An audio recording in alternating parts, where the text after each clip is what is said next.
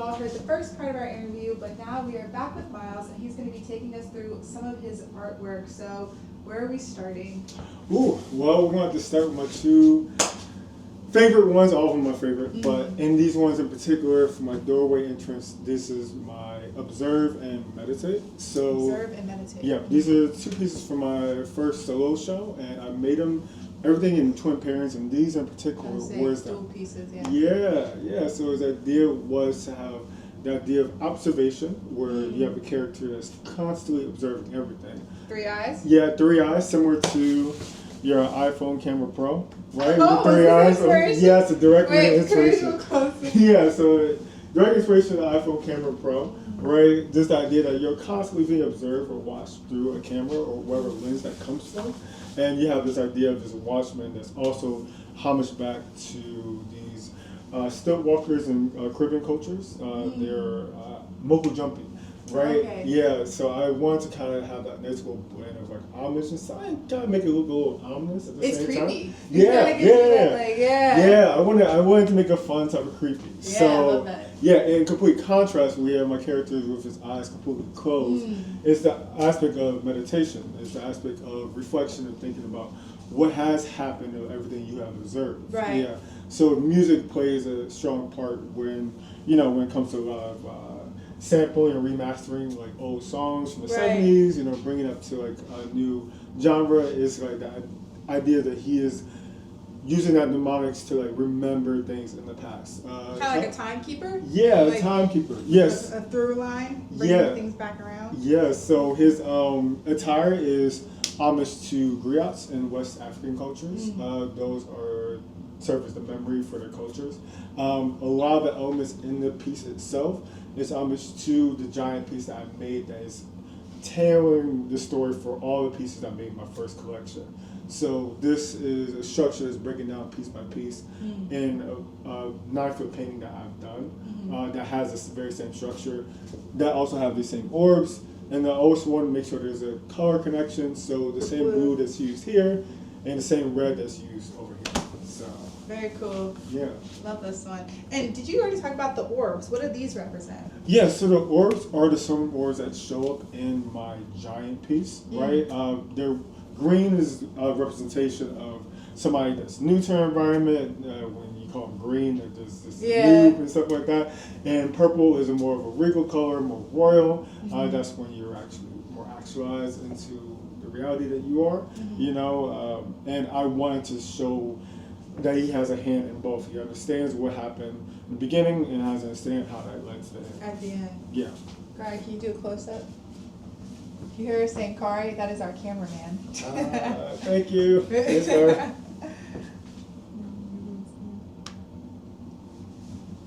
Nice. Okay, where are we going next? Okay, so we got our two pieces over here. So I still have to hang my favorite up right here. All of them's gonna be my favorite. We're just gonna get used to it, all right? But this is actually the very first piece I ever made for my solo show, right? And it's probably a piece I will probably never get rid of. But it's the aspect called is vision, right? She is the ability to see something in the future, to be ignorant, or to be blind to your present mistakes, to see your future, success, right?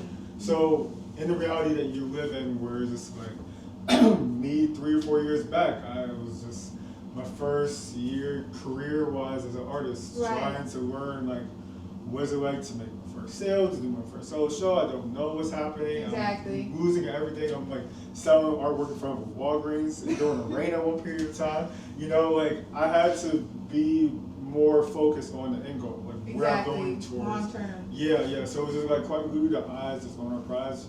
She has such a comfortability. Such a comfortability of what's happening right now. It doesn't matter to her what's happening right now. She is so focused on the future. The future itself. Yeah. I love this green. Thank you. This is so rich. Yeah. I'm very, very strong in my colors. So Yeah. I try to learn as much as I can. And the color blocking, it's so distinct. Yeah. Color is just this is the strongest thing to me. That was just always just innate. Without being flat. Yeah. I wanted to show that dimension.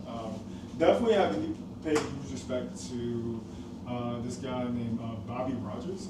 He actually took the photograph that I ended up interpreting as a reference. So there's this woman in attire that was green and white, and I really like. It's not the same pose at all or anything like that, but it was just like I really liked that look of it, Right. you know. And I thought she looked otherworldly, and I wanted to do something similar to that. The pose itself, I got this in retrospect, but a lot of people say it's harkening back to the girl with the pearl earring, right? Oh yeah, Yeah, the way she, the way she's she's seated. postured. Yeah, and if she had the. Yeah, she had the little Yeah. pearl earring and stuff like that. But yeah, no, I love that combination of everything. This is the orb directly in front of the face is directly inspired by Son of Man.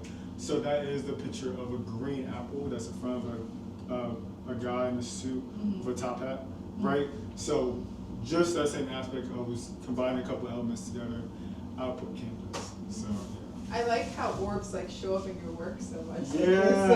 yeah. I'm moving no different with this one. I mean, I guess you can saw the format itself. Yeah, this is like a big orb. Yeah. I did this as a paint session over at SOS. They wanted to kind of create something with flowers, and I thought I got this circular piece that I wasn't supposed to buy, but as soon as I walked to the store, I was like, it called buying it. to you. Yeah, I was like, no, this is happening. I love the framing of it because like it naturally is going to be centered. You know, there's everything's going.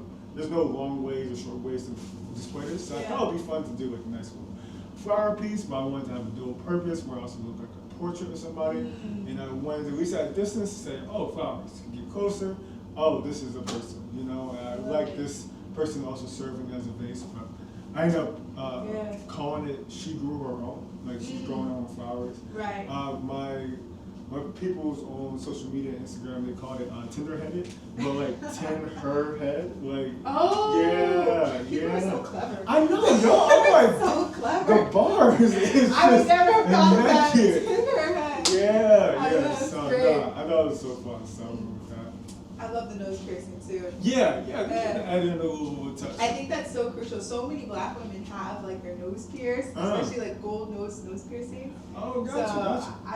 I love seeing that in art. Gotcha. What made you go with yours? Well, I guess maybe my mom. You know, Oh. she had hers pierced. That's how it goes for so many Passed people. down Exactly. generation to Yeah. generation. So I got it when what was I like 18 or something? I don't know. I got it as soon as I could.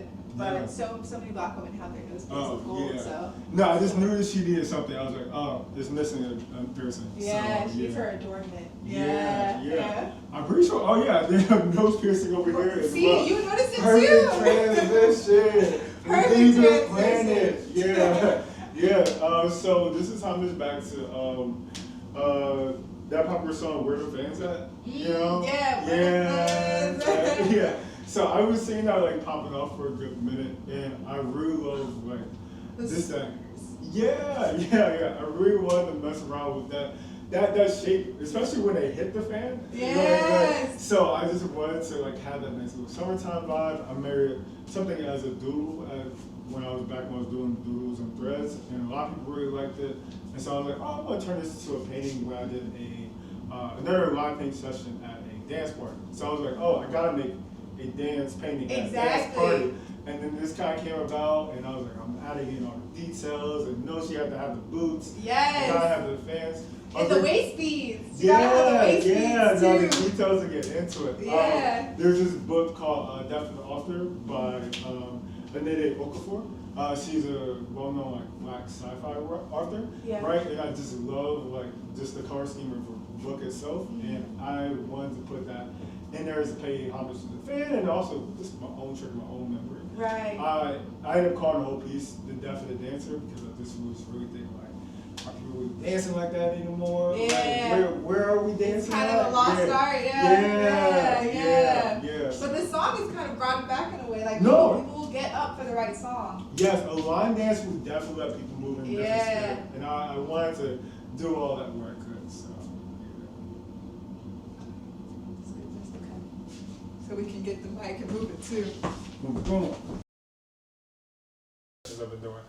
So the owner of the SOS is Ethiopian, and I wanted to kind of work with the idea of the coffee ceremony that they typically celebrate and the social gathering that he creates. So I am just in the concept phase, definitely not anywhere loose because clearly my technique is still like I thought this was exposed. smoke coming from the. Oh no, that's legitimately the color palette that's going to be used for her face and stuff like that. Okay. I've been trying to conserve myself as much as I possibly can on mess, and a lot of that can be created when I'm using a palette because I Right. just get a little bit messy. So I paint on the canvas and I like paint over the whole thing afterwards. Yeah, so that's just the element still there for that. But nice little coffee pot. Wanted to show a matriarch. And just having this like nice little peaceful, restful symbols. I want to have 2 teacups sitting her on there. shoulders? Yeah, Oh. yeah. And her holding one more because I know they have 3 rounds of coffee. Okay. Right. But I'm still in concept, so I actually don't know what the finished product of this is going to look I like. love this one so far. I actually feel like though that this style is different than the ones that we saw at the front. Oh, I think yeah. this is a little. I don't know how to describe it, but it's almost kind of like I don't know. Is it more anime?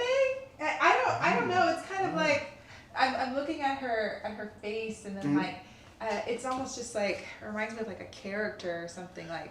Yeah, Like a no. storyboard. Yes, Yeah. that exactly. It's like a storyboard. I'm thinking of like Arcane and stuff like that. And I'm Yeah. like, yeah, this one kind of feels like more of that to me. Yeah, definitely. I'm not leaning to realism at all with this one, but definitely you see the sketch lines and like the burnt sienna is used to like. I think give that's what I'm really proportions. gravitating towards. Yeah. I like being able to see like the Yeah. different like marks and how everything's mapped out. I think that's the same thing when it comes to like Off-White. When people look at Virgin Apple, they like the ability to look underneath the hood a little bit, Yeah. right? The labeling, the sketch lines, and stuff like that. And that's especially as an engineer, I love that aspect. So that is something that is happening here. I want to see how much is going to manifest at the end of this project, though. Yeah. Hopefully, I should be done in the next like 2 or 3 weekends. So Okay. we'll see. Love it. And the live painting that you do, so how much do you get done in like a session when they come bring you in for these live Ooh. paintings? Like, No, this was this All in session one? itself was maybe like 3 hours. So I Oh, did this. wow. This is all that session. wow. Yeah, it started completely blank. And I ain't gonna hold you, it was panicking at a moment because I was like, I didn't have a reference photo. I was just like, So you all were right, just going. Yeah, we just Oh, we're wow. gonna figure it out. Yeah. But you know, irrational confidence. You know, so it's where we're at. So yeah. Nice. Okay. And this one, we discussed this a little bit in our sit down interview.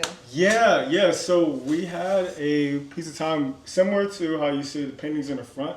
This is also a twin painting. So I made the first one, which was a guy trying to hit something, and then this painting was the reaction to getting hit. You know, to be completely knocked back. I wanted that sense of like it's breaking through this red pane of glass Yeah. and stuff like that, and then escape over to this orange, and then having like also the pool of just like you have the contrast of it's more orange on this side, but as you Right. go back, it's more red. I just wanted that change of direction.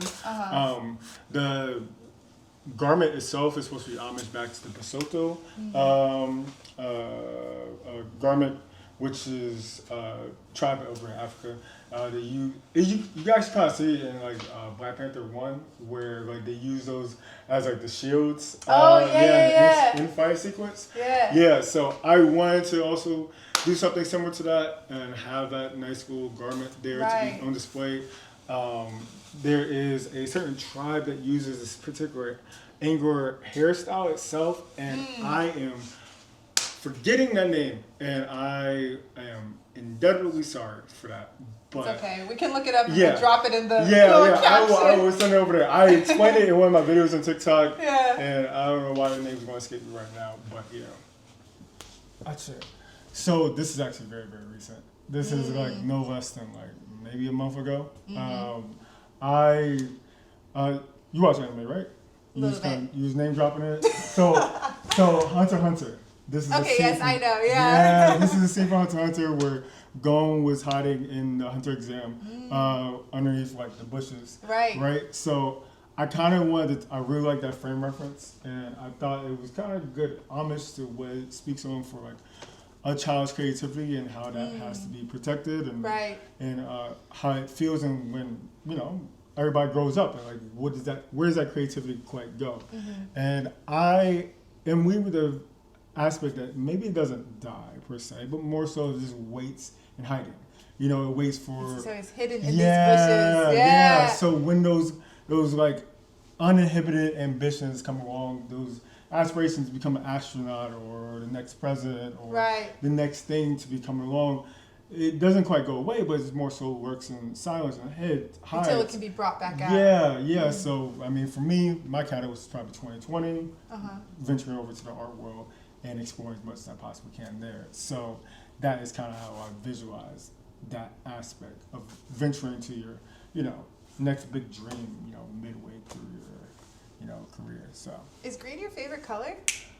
it's definitely one of those. It's definitely top. It's definitely top three for I was sure. wondering. I'm like, Yeah. I feel like you would love like this shade of green, Yeah. and then like these reds and blues. It's like green, red, and blue is like very heavy Oh in yeah. your work, just from what Yeah. I'm seeing. Yeah, there's something like blue has been always the easiest color for me to work with when it comes to painting, right? And I would say green definitely is a color I like to use a lot, Yeah. but it's at least paint wise, at least the ones I was using could be very transparent. So it's like you always have to mix it with like a Naples yellow or Right. titanium white or something like that. Right. You kind of bounce around, but it doesn't stop me no more. I'm still gonna include it, Yeah. I love it. All right, and the last one. Yes. So we're talking about the guy getting hit. This is the guy actually doing the hitting. So this is my piece called Intensity. It's the idea if somebody is like, when they have the right moment, the right opportunity to protect their own, to go for what they want to go for, you got to do it at the maximum output possible. What happens? This is a Barry Bonds portrait. Barry Bonds was used as a reference here.